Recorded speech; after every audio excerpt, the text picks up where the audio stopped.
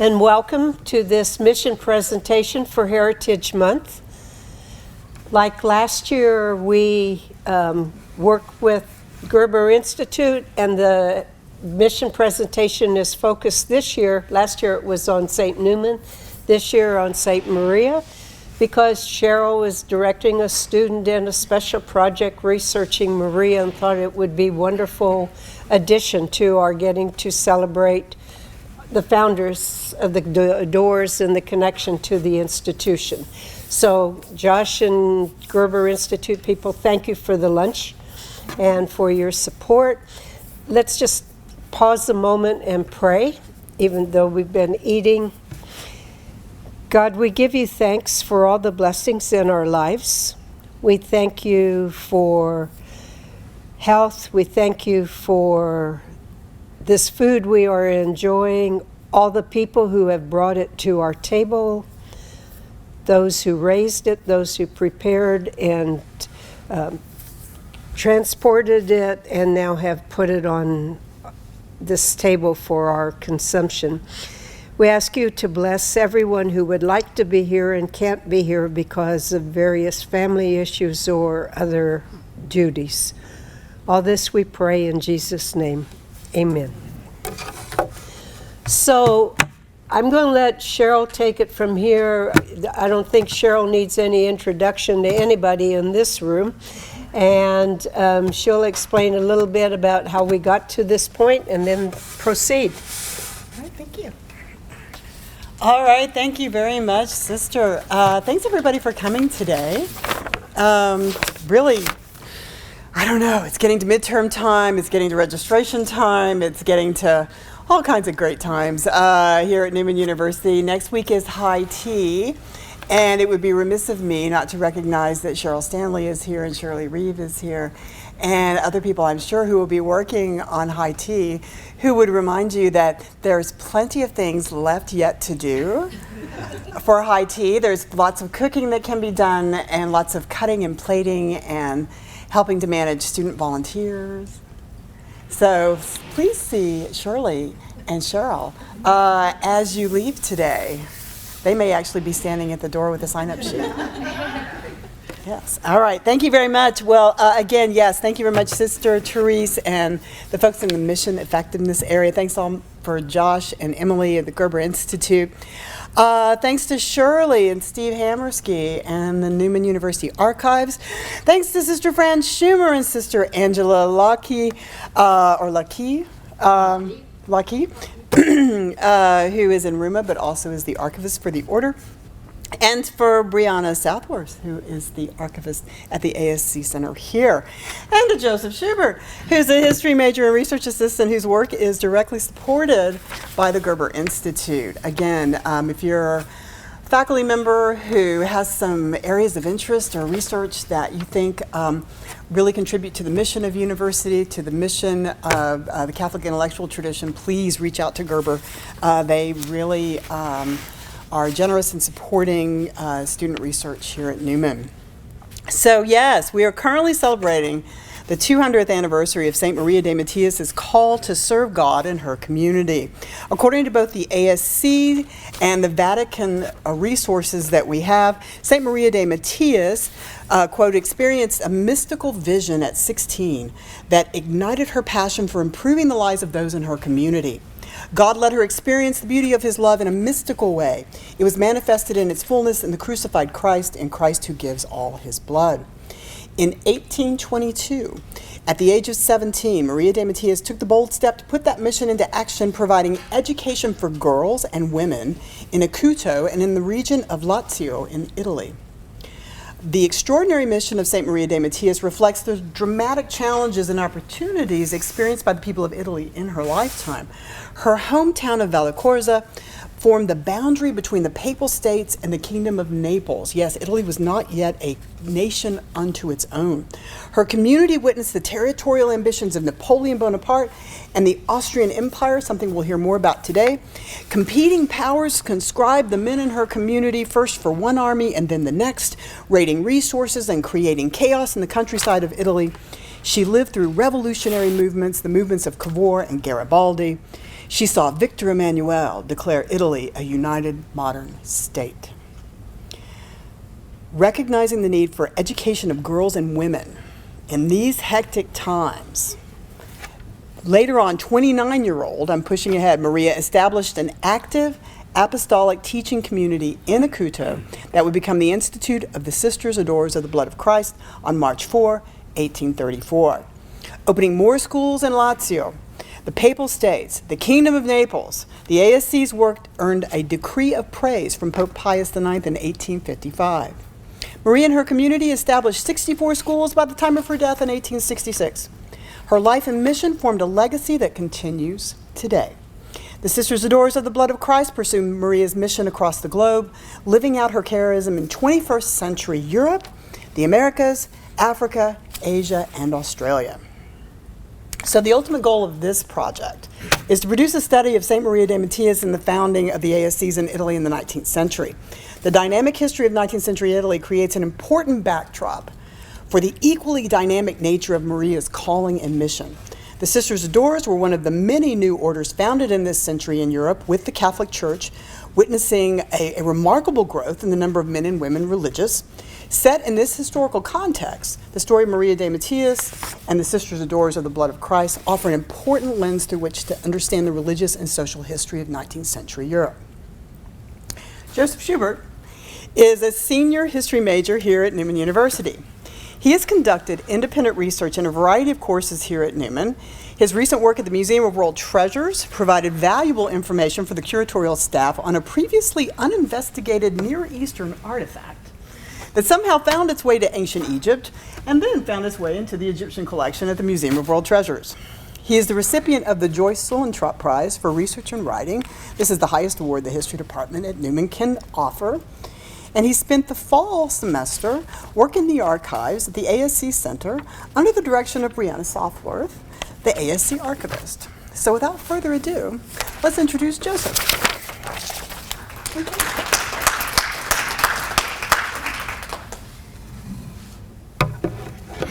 Hello. I'd just like to say thank you to everyone who is present today and who is giving me their time and their patience. I would like to say that in my time in the archives, I uncovered a lot of interesting things. I've discovered that there is no shortage whatsoever of material on Maria de Mattias. Biographies are abound in every language and means that you could imagine. There are comic books, books in German, books in Korean, everything imagined, written contemporary to her life, written with the history and the gift of hindsight. And despite all my research, I am not so arrogant as to imagine that the candle I hold in knowledge could illuminate the vast amount of space that would be left behind by the knowledge of the people in this room. There are many here who know Maria de Mattias far better than I ever will. So it would be foolish of me, arrogant and brazen, if I were to try and educate the majority of people in this room on the life and times of Maria de Mattias. I am, however, a historian, and from that I believe I can bring something to the table, a new lens that isn't often explored in the life and times of the saint. This woman grew up in an incredibly tumultuous period of history, and her life and struggle are a reflection of the ideas that were running rampant all throughout Italy, a nation not yet born. And that is very evident when one takes a slightly broader look away from the person and towards the country. So without further ado, let us begin with the 18th and 19th century history of Italy and how Maria works into it. So we have to start quite a bit of time before she is actually born. In 1714, there is no Italy. As stated previously by Dr. Golden, this Italy, which you can see here, is a little boot-shaped one if people actually understand geography. I don't. But the Habsburg monarchy, which is another name for what will later be known as the Austrian-Hungarian Empire and mostly occupies the area of Austria, controlled Italy and all the states there within. There was no conventional Italy, and it could be said that after the fall of the Rome, Italy deteriorated until it was nothing more than a memory. Under the rule of the Habsburgs, Italy was very much just another series of territories to be controlled. And it's not until 1796 where Napoleon, on his conquest all across Europe in an attempt to conquer the world, would free the Italians from the Habsburgs and place them under French rule. He divided the Italian states up into several sub-states. But more importantly than the divisions and the governance that Napoleon brought were the ideas. For Napoleon was coming hot off the heels of the French Revolution, the idea of liberalism and of new knowledge. To define new knowledge, because it is in some ways oxymoronic, as all knowledge should be perceived as new. New knowledge in a historical sense is an idea that human beings possess the ability to interpret and understand the world around them using their senses, their reason, and their logic. It is contrary to the idea of old knowledge, which is the idea that knowledge could only be obtained from elders, from high-ranking officials, from nobles, from priests, from books long past. So this new Enlightenment era idea of new knowledge is this idea that human beings can understand the world around them. And Napoleon brings that from France to Italy when he occupies it. And so you can see here the different states that were broken up. They're much easier to think of as small kingdoms all across Europe than to think of one united France. There still is no united France here. You have ideas, you have kingdoms. Sardinia, Sicily, all of these have their own kings and rulers at this time, all of them subservient to Napoleon and the people he leaves behind. But that doesn't last terribly long. But before we get to that, we have to get to the main lady we're here to see. In 1805, while Napoleon is still in control of the Italian states and the French states, Maria is born. She's born into this world, which is now, as opposed to hundreds of years of history, now for the first time, there is this blossoming thought of liberalism all across Italy. And that's the world she's born into this world of liberal ideas and French thought. In 1814, Italy is not a safe place. Because there is no united Italy, there are competing kingdoms, there's French ambitions, and the Habsburgs have not given up Italy as an idea yet, and they are willing to fight for it. So you have raving bands of, raiders, outlaws, soldiers, deserters, all of them running, fighting, and doing whatever they can in Italy to survive. And the violence that they bring about becomes the backdrop for Maria's young life. Violence was so inherent in her life that one time when she went to church with her godfather, the entire church, all the people inside of it were murdered, including her godfather, and she only escaped by crawling over bodies. This was the reality for Maria de Mattias and many other people living in Italy at the time. It was not a beautiful place. In 1815, the liberal thought brought by Napoleon stays, but Napoleon himself has to go. The Habsburgs officially retake Italy. By retaking Italy, they seem to try and attempt to reassimilate the Italians back into the Habsburg monarchy, bring them back into what they just were before, just states. But Napoleon left remnants of thought behind. More important than the troops and his stay were the ideas, these ideas of liberalism, of freedom, of the right of people to govern themselves, the belief that people can better themselves individually. This results in several secret societies being formed. One are the Carbonari, which are essentially the revolutionaries. Think of them as people who have adopted French thoughts and ideas of the Enlightenment. And the counter-reaction to them are, called the reactionaries. They react to this change, and they don't like it.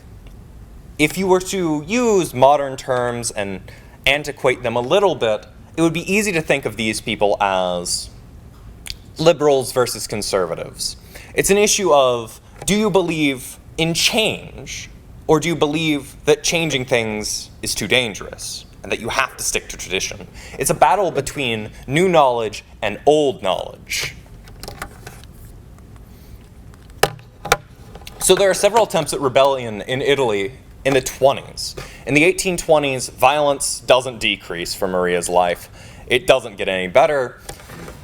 From French inspiration, there are different ideas of reform. You have different city-states who want complete isolation. You want to be independent. That's Sicily. Sicily believes itself unrelated. This would be, well, it's not an odd thought. This appears a lot of the time, especially in the Mediterranean area.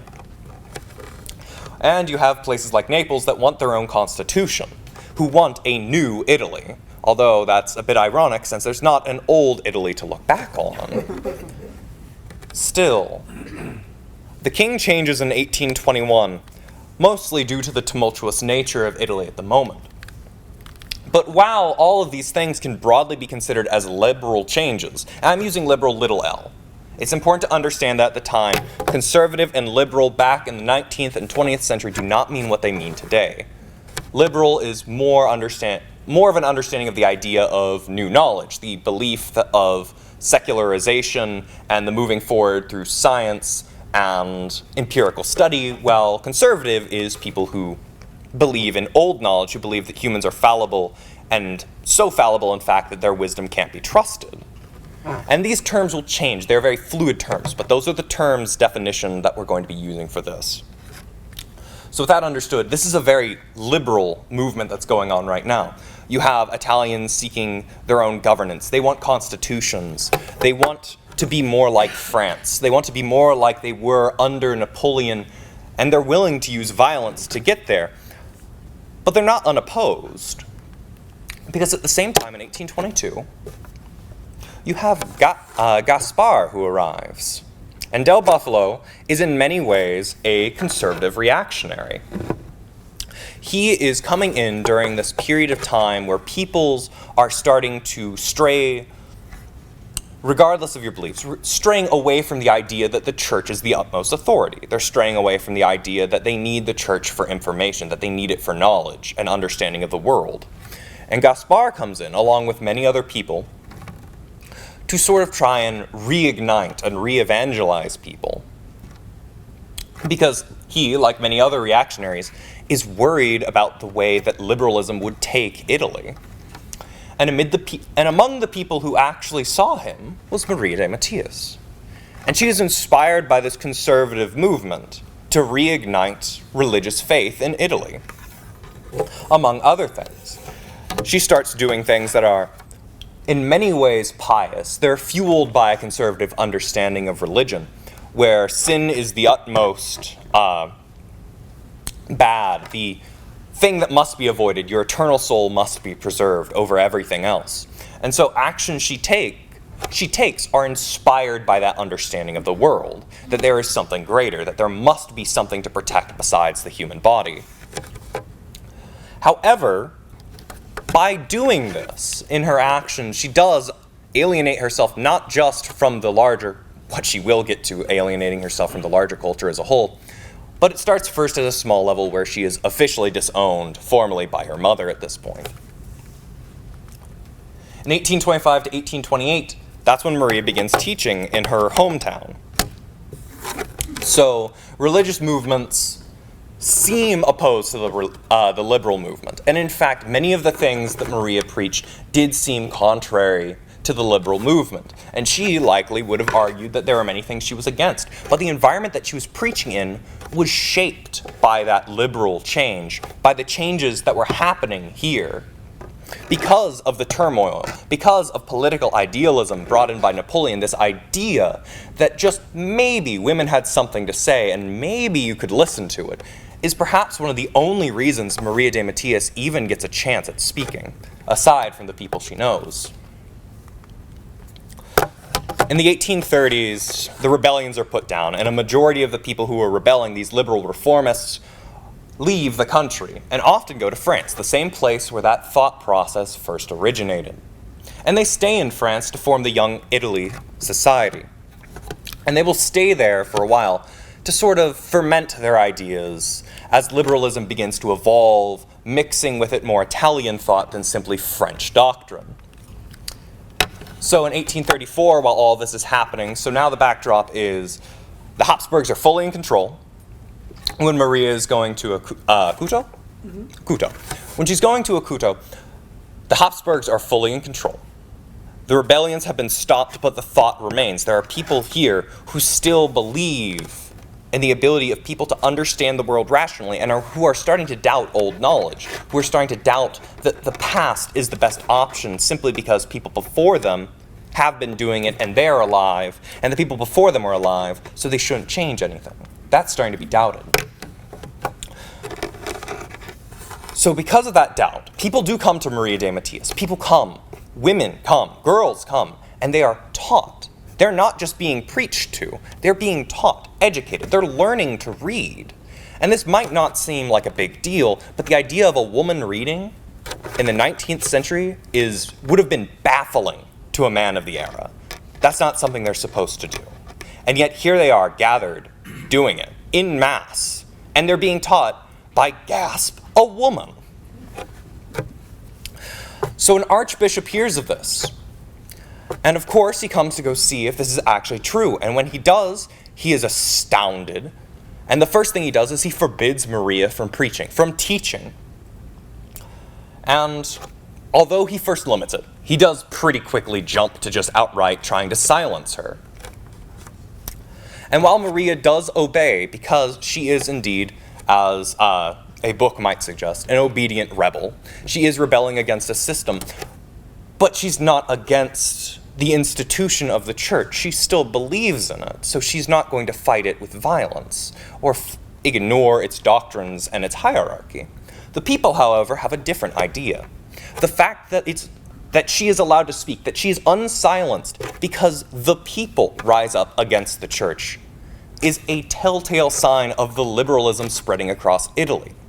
People who in the past would have never imagined rising against an archbishop, let alone any member of any church, questioning their authority and demanding change. That is a sign of conflict between new knowledge and old knowledge. In 1839, much the same happens. A new archbishop arrives, and he's got another problem. Again, old knowledge comes in conflict here. He says some pretty nasty things, using terminology that would have been more common and more expected, and even accepted, back in a more conservative era before Napoleon arrived.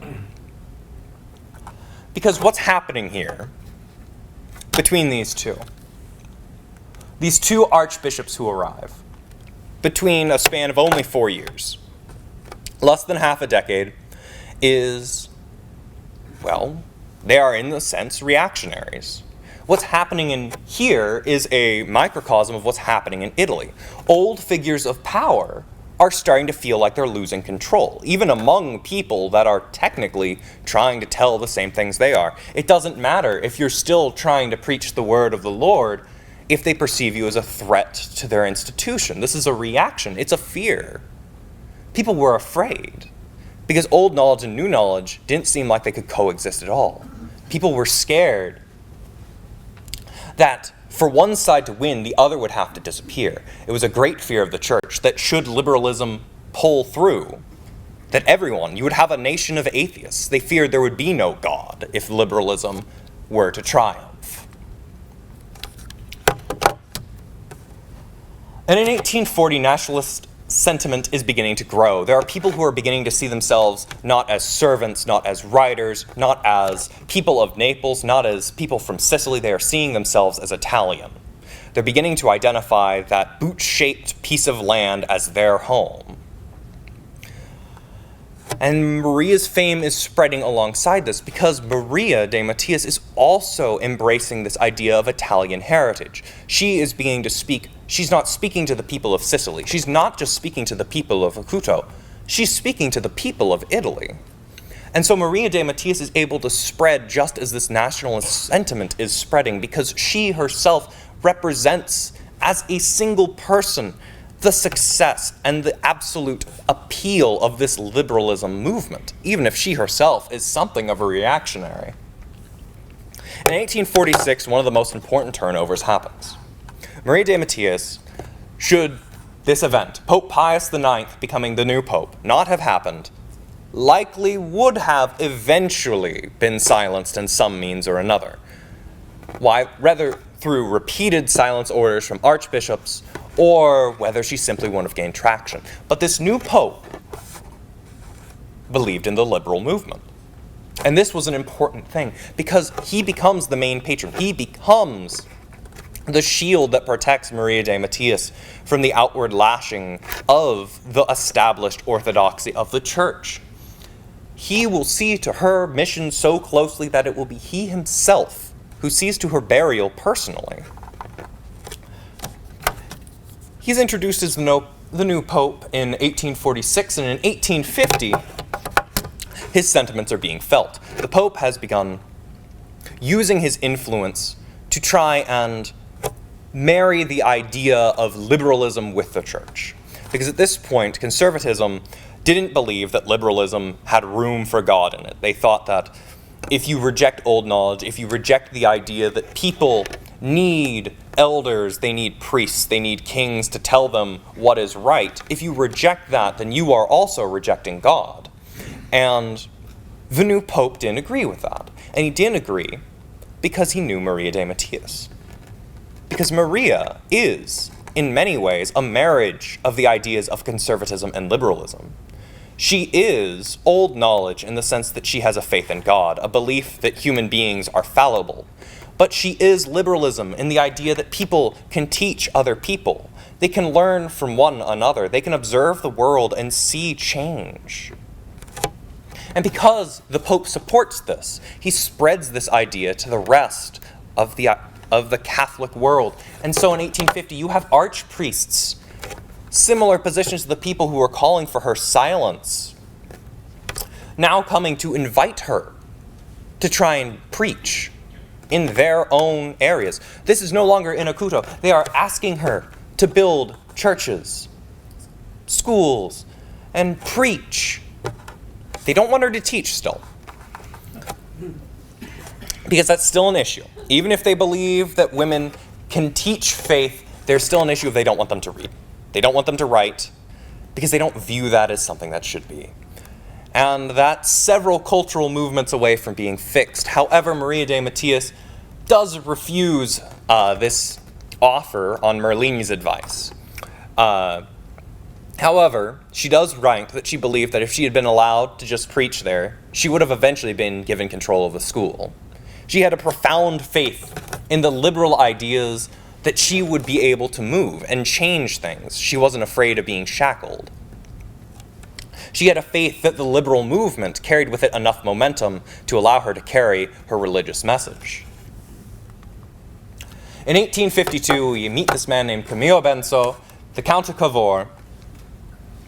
He was a moderate, so again, not quite the same as marrying the ideas of conservatism to liberalism, but he's somewhere in between. So he's religious, but he also believes in reform.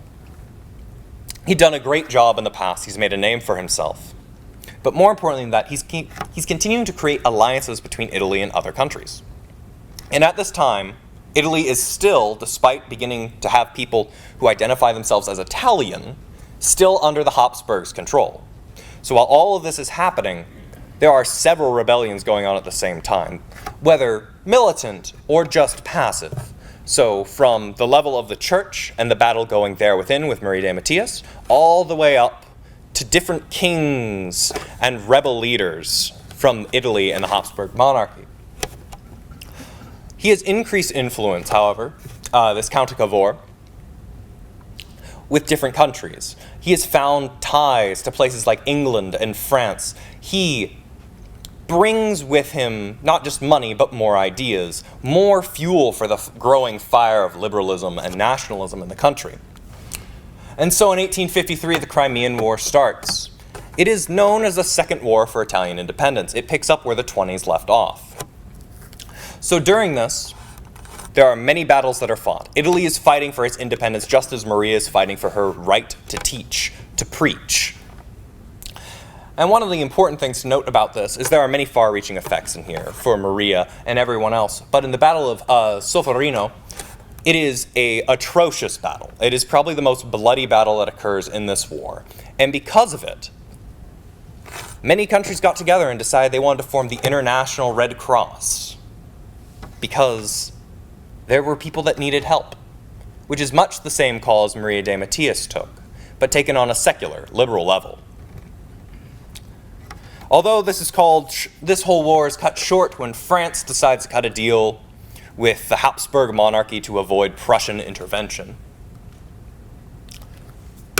In 1855, so shortly after this great wave from the Crimean War of liberal sentiment, Maria is given jurisdiction to open 2 new structures. One of them is an orphanage, which might seem not that important, but there is a saying that if you control children, then you control the future. Those who have the right to teach the young have a right to, well, author future history, past history, the very trajectory of what will be.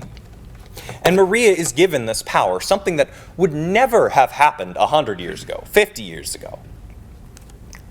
But she's given this now because the world is changing around her, and she is at the center of it. She is being given things that no one person, be them man or woman, would have imagined being given. She is both preacher and teacher, and now she has access to people whose thoughts have not even fully formed yet. None of this would have been imaginable in the past. Absolutely none of it. So in 1859, zooming back out again, we have the Expedition of the Thousand, which is a story, however true, of only 1,000 men taking the majority of Sicily. Led by a great general, Sicily, Naples, and the Papal States, but not Rome, and most of Italy, fall in this conquest and are united under an Italian banner. This is the first time we can say there is something resembling in Italy, because there are no French that are currently here. There are no Habsburgs. They have been thrown out. And the land has been won by Italians, with Italian hands and Italian blood. Rome joins Italy after a vote, an overwhelming vote to join them, which is just a marvelous thought, because in an age where conquest was the right that gave people land, because of liberalism and the idea that people had a right to determine their own futures, Rome joins with a vote. The people decide, not the soldiers, not the kings. And Italy is unified. In 1863, Maria is permitted to open up a school in England. Why is she allowed to do this? Well, because the Count of Cavour had set up relations with them earlier. Maria has been dancing on the stage set up by people who have been fighting around her. And she doesn't wield a weapon, she wields only words. She has been permitted to preach, to teach, and to educate now in a manner that would have been unimaginable. The land of Italy was soaked with so much blood, so much unimaginable blood, that it would have been hard to see the grass as green, and yet there was something magical left behind, something supernatural. Because the thoughts that were brought to Italy evolved, they changed. Liberalism changed the way people thought the world could work. It changed the idea of where knowledge came from, of who could be trusted. It opened people's ears and their hearts and their minds. And with those open, they were able to hear what the wonderful woman, St. Maria de Mattias, had to say. She was able to preach a message that married the past traditions with future ambitions. She had a dream to see the world change, a dream to protect people's souls and their bodies. Had this not happened, she never would have been able to spread this message. She never would have brought peace to so many. But in spite of the violence around her, she was able to bring peace almost directly because of the violence, of the change. Liberal movements were allowed to bring this thought forward so that when she died in 1865, Maria de Mattias left behind not just a legacy, but a future. She didn't leave behind old knowledge, as many saints of the past did. No, Maria de Mattias left behind new knowledge, a belief that you could preach to people, to teach them that a whole new demographic of people, that women were capable of being religious, of being thoughtful, of being speakers and thinkers. She left this legacy behind amidst a newborn nation. And too often in history do we separate people from the times that they lived in.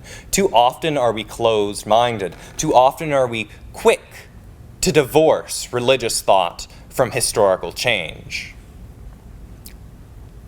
But if you look at Maria de Mattias, if you look at the history of Italy, neither is really complete without the other. You lose the eyes on the ground perspective. And if you look at Maria de Mattias without the context of Greater Italy, you fail to see that it was twofold forces that guided her. Obviously, the call and will of God guided her. But also, it was the hands of man that helped pave the way for her to be able to do so with relative safety.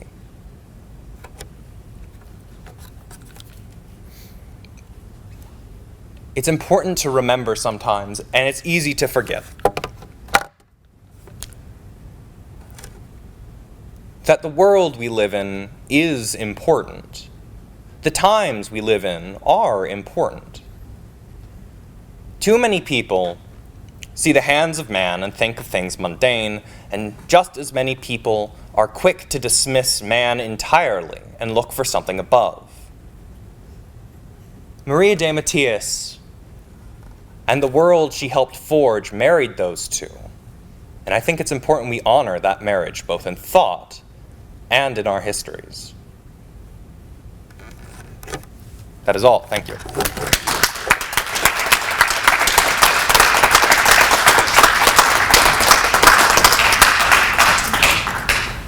Well, I know we're running close on time. Do we have any questions at this point? We've also littered your tables with books. I have a comment.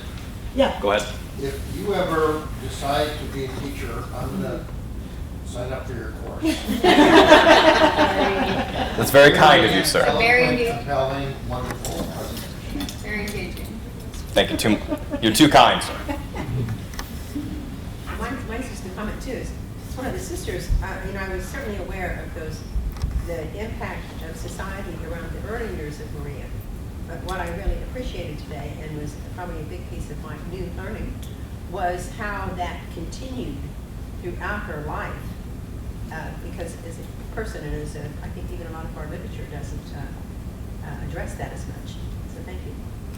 You're very welcome. Thank you very much for allowing me in the archives. It's nice to see them used. You may not get back in, but yes. Well, and just to follow up on what Janet said, I mean, I think the concentration too has been on how the violence that she lived in those early years formed her and her devotion to the precious blood of Jesus and its redeeming value.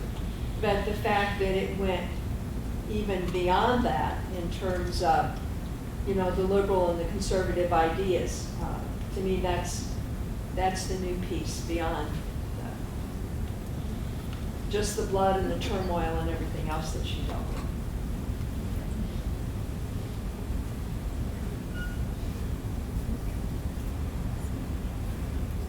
All right. I know we're getting close on time, and people may be ready to move along. I had planned if Joe ran short, to just do a little exercise on reading some of Maria de Mattias' letters. And I'm happy to do a little bit of that, but I'm also aware of people's time. So do you want to take a look at Maria, or are you ready just to have another go at the food? Or both. Or both? Yeah? All right. Well, one of the things we did, and we put together some letters on the table, you have two things here. You have an amazing compendium that was edited, translated by our own sister, Mary Kevin Rooney. And so I'm always happy to remind folks of the scholars we have working at the ASC Center still today. So that's a lovely piece. And so please take a look at this one. When I have students in class, we talk about primary sources. And this is from Giovanni Marini, who was her spiritual director, who was connected to the Pope, who so appreciated Maria as well. And so that is an important connection to her in her lifetime.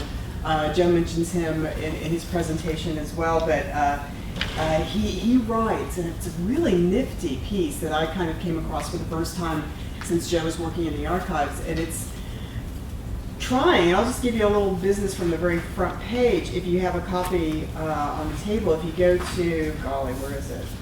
I should use the one I know. Yeah, thank you. If you go to his preface on page 15, he tells you, I've got a couple of reasons for writing this. First off, it's not a biography, he says. I'm not a biographer, I'm just writing down things. And he says there's two reasons. First, I need to satisfy the desire of the many who knew Maria de Mattias and wanted at least a summary of the information which can be had from those who knew her well in life. So he's older than she, I think, but he lives much longer than she does. The second reason he says is I want to offer the Sisters Adore as a useful text, which tells the story of the origin and the early period of the Institute to which God has called them, a text that might be helpful as an encouragement in responding to their own vocation, imitating their mother and foundress and laboring with a zeal for her own and others' holiness. So as historians, you like to see why people write what they write. And again, he's a contemporary of Maria. He knew her well. He was her confessor. At times, he was her mentor.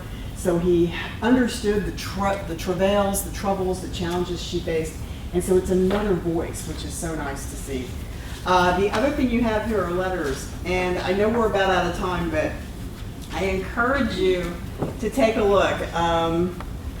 The letters that are sort of nice to see, and by the way, this volume, all of these letters were translated, edited by Sister Angelita Myerscough, who has passed away. She is a historian amongst the ASCs, a translator as well. And if you go to, I just had a couple of things I guess I would put to you. It's on page 14. If you go to page 14, if you have someone at the table who's got a copy. And what you start with is just some of the joy of Maria de Mattias. And that's one of the things I think I wanted to highlight. She's writing to Sister Maddalena Capone of Polombada, a town probably about 40 miles just north of Wichita. This is in 1853, once we're sort of established and schools are being built. And the ASCs, interestingly, in these letters, what you see are not only the schools that are coming together, but the order that is coming together. You see it together at the same time. That's really kind of fun to watch in the letters. But she's writing to Maddalena. She says, "Dearest daughter in Jesus, we arrived at Arsole about noon in the best of spirits by the grace of God. The novices were singing all along the way, and last night they couldn't sleep because they were so excited. Hail to Mary, our mother. Please let their relatives know and give my greetings to especially Don Antonio, whose sister is among them. God bless you all. Do pray for me. Hurriedly I am. Affectionately in the Lord, Maria de Mattias." The very next letter, so you get an idea of like, she's on the move, on the move. The next thing you get is the very next letter in this selection. It's a couple of weeks later. She's writing again to Maddalena. And she says, "Dear daughter in Jesus, I'm writing about the material for the habits of the 3 novices."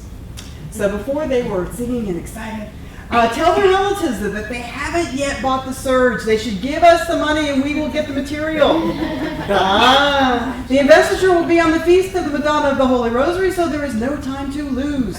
About 12 meters of cloth are needed for each one, at 14 paoli for each 2 meters. You figure out the money. I sent a large copper vessel. He can't manage to bring it also. So would you work that out, please? And so somebody needs a large copper vessel. We need money for the sisters' habits. And that continues to be a concern all the time, is making sure we have the habits, making sure we have money for the sisters and the habits and their room and board. And so she's taking care of all these details, right, that are constantly going on. Plus, she's dealing with some of the challenges that Joe's been talking about with local bishops, local mayors. Are like, what are you up to, lady? What are you doing? And she very kindly, in these letters you'll see, she tells other sisters who interestingly, they wouldn't think this Madalena was one of her students early on in Akuta, and now she is becoming a superior at Polombada. And she reminds her that you have to work with the local people, you have to work with the politics, you have to expect the providence of God, but you have to work with the local people, you have to not scare them too much, and you have to bring them along. And so you get this diplomacy that you're sort of talking about, you get this confidence in the spiritual mission, but overall this determination, this constant moving, this on the road, the keeping track of the little things, keeping track of the big things. And so as an historian, you get to learn so much by reading these letters, these firsthand accounts. I know we're out of time. I invite you to read more of the letters. I invite you to tug on the sleeve of a sister, to ask more about this and say, oh, was that Joe Schubert right when he said? I invite you to do all these things, and feel free to stick around if you want to talk more, but otherwise I know folks have to go. So thank you so much for coming. We appreciate it.